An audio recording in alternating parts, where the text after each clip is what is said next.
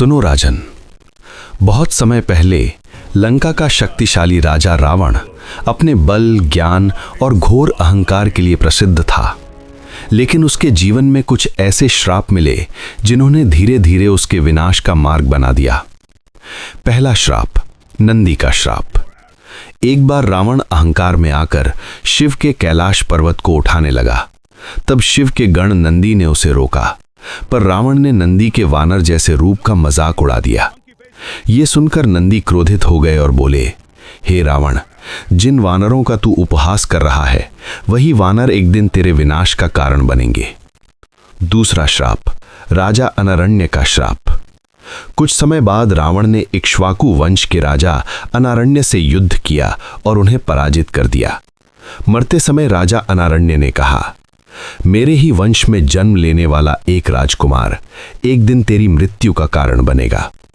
समय बीता और उसी वंश में भगवान राम का जन्म हुआ। तीसरा श्राप, वेदवती का श्राप। एक दिन एक तपस्विनी वेदवती भगवान विष्णु को पति रूप में पाने के लिए कठोर तप कर रही थीं।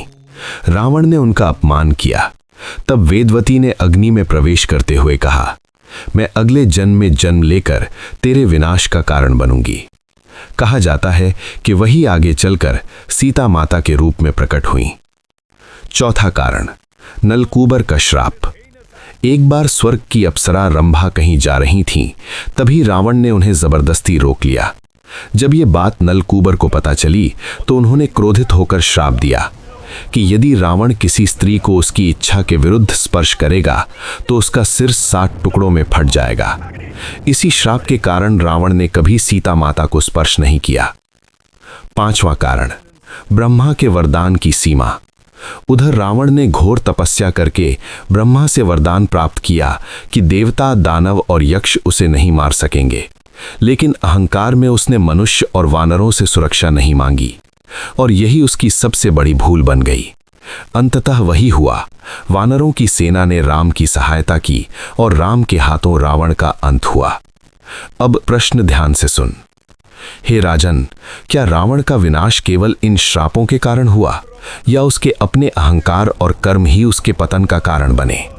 यदि उत्तर सुन, हे बेताल, श्राप केवल चेतावनी होते हैं, लेकिन विनाश का असली कारण मनुष्य के कर्म होते हैं। रावण के पास कई अवसर थे। वो सीता माता को लौटा सकता था, विभीषण की बात मान सकता था, अहंकार छोड़ सकता था, लेकिन उसने हर बार अधर्म का मार्ग चुना। इसीलिए उसका पतन निश्चित था। तू बोला